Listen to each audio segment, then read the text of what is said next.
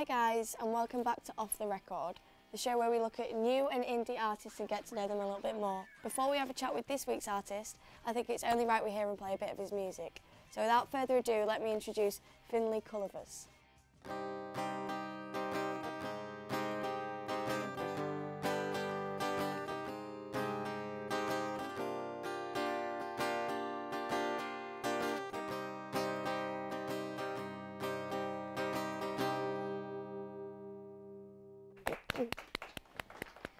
I'm sure everyone will agree with me, that was quite a tune, but we'll hear more of that later. Hi Finn, are you okay? I'm very well, thank you. So first of all, tell us about your song. The song's called Solace. I wrote it in the summer, just gone, and it's the song that I'm proudest of to date, lyrically, and it seems to go down really well at gigs. I'm in the middle of recording it at the minute as well, so hopefully that'll go well. So can you tell us, does it say synagogue or inagogue? Good question, good question. My family all seemed to think it said synagogue when I first played it for them, and seemed to think I'd had some sort of Jewish turn. But it says inagogue, so yeah, it does, it's just my pronunciation. So how old were you when you first started writing music? Properly, I was about 15 when I learned to play the guitar, but I started writing songs when I was about 3 that were very inappropriate for my age. Lyrics like "Come and do it, baby, I'm waiting for you" went down really well at family parties, but for all the wrong reasons. Yeah. So what is your song about? The majority of the songs I write are autobiographical, and it was about a rough time I was going through. Everyone has rough times in relationships, and I just tend to get mine out in songwriting. It's almost like a counselling Therapy, mechanism. yeah. Free therapy. So if you could perform in one place, where would it be? There's a venue in Manchester I really like called the Albert Hall. It's in the centre of town, and it's about 1,500 people, and it's an old church that's been renovated to a venue, and it's really nice. The acoustics in there are just amazing. I've seen a couple of my favourite artists in there, so it's a place that I like going to. So who influences you as an artist and as a songwriter? I've got to say, Irish songwriter Hozier, he's had a massive influence on me. His lyrics are like poetry. Adele's had a big influence on me, and more recently Oasis, Noel Gallagher especially, although I am going to see Liam on Saturday. Is that the Manchester influence, do you think? Yeah, I don't know. I watched the documentary, the Supersonic documentary, and it just kind of gave me the wanting to listen to them, and I really enjoyed it now. Yeah.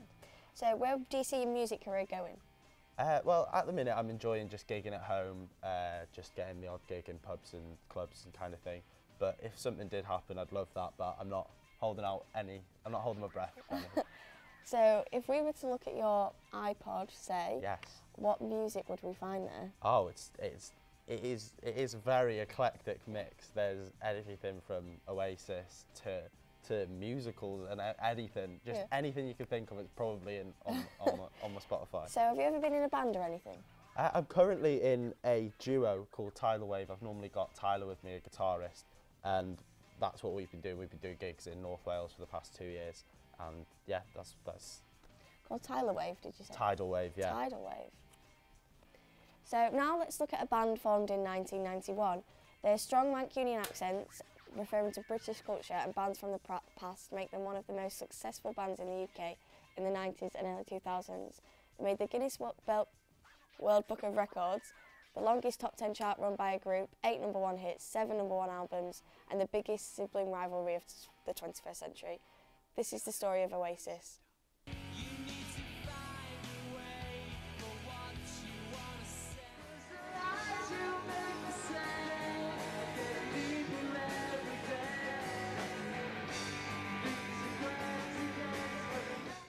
Loads of money and all that stuff, and have a big house somewhere and all that.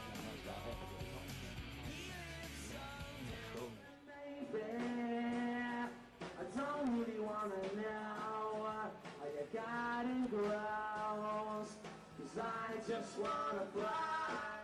You got signed by fate, you know them.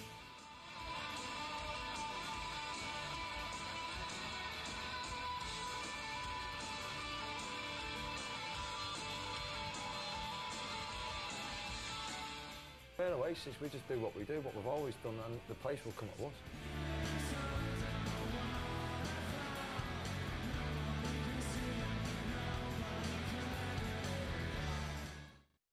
was great. I can see why you're influenced by such a huge band.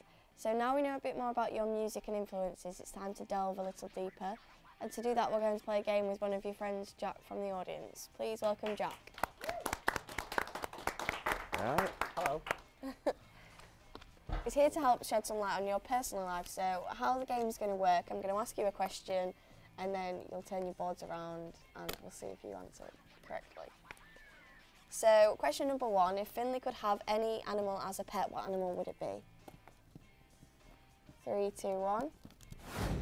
Both answered dog. Bingo. Oh, Nice. So question number 2, if Finley could choose one food to eat for the rest of his life, what would it be?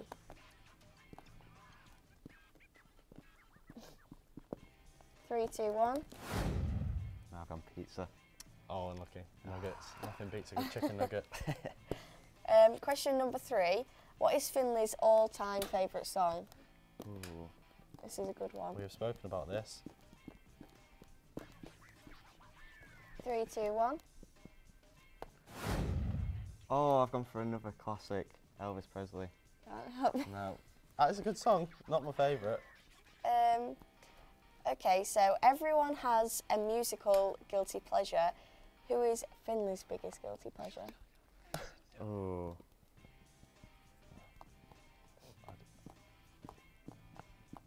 3, 2, 1. Show your board. What did you go for? I went for High School Musical. It No, was- it's Gareth Gates. Every day of the week. I love that man. So, what is the most embarrassing thing Finley did as a child? I think I could give this one a pretty good guess.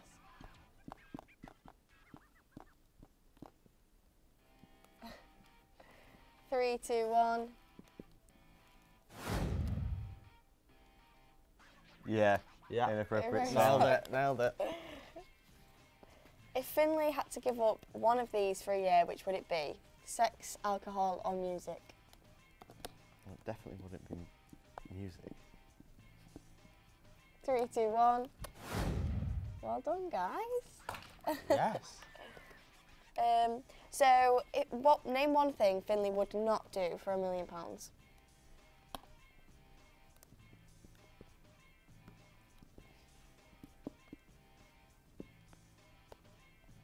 3, 2, 1. Cry. Give up music. Yeah. Why would you'd give up music for £1 million? No, that's a good point. That's a good point. So, snog, marry, avoid. Are you ready? Right, yes. Kim Kardashian, Noel Gallagher, and the Queen. Easy. 3, 2, 1. You got the same? No. No. Why would I avoid Kim Kardashian over the Queen? Because she's fake, isn't she? I mean, you get to say, oh, look, I've kissed the Queen. Yeah, but are you Who in- gets to say that other than her family? Are you into old women then, quite clearly? Maybe. Okay, and that's all of the questions. We're now going to hear Finley play a full version of his song, Solace. But before that, let's see what's on the show next week.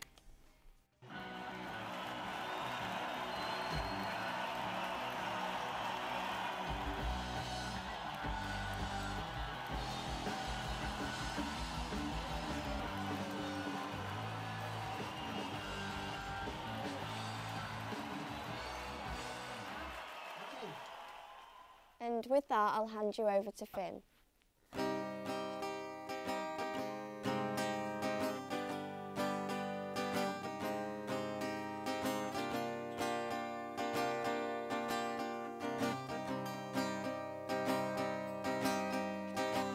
You take me to paradise or hell, and there's never been an in-between. My heart still breaks at the mention of your name, and I'm not sure how that makes me feel.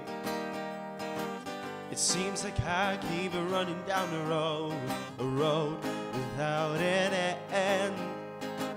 I'm sick of all your childish games, so we could stop playing pretend. Nobody can tell me how to feel about you. Don't need nobody to tell me that the sky is blue. And when I've fallen down and I'm On my knees I won't find solace in a God, 'cause I don't believe.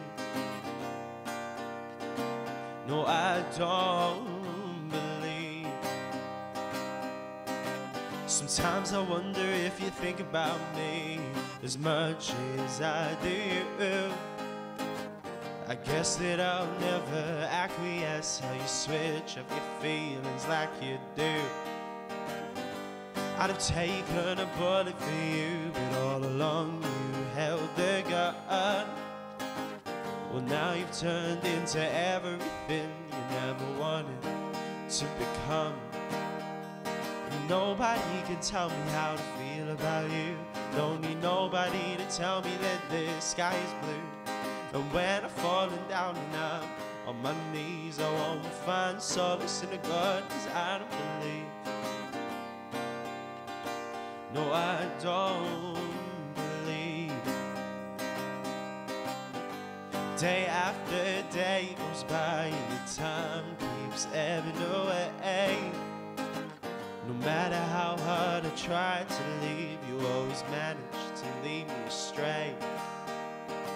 The second that we crossed the line, I knew nothing would be the same. Suppress all my thoughts of you, but then they hit me like a train. And nobody can tell me how to feel about you. Don't need nobody to tell me that the sky is blue. And when I'm falling down and I'm on my knees, I won't find solace in a God, 'cause I don't believe. No, I don't believe. Nobody can tell me how to feel about you. Don't need nobody to tell me that the sky is blue. And when I'm falling down and I'm on my knees, I won't find solace in a God, 'cause I don't believe. No, I don't believe.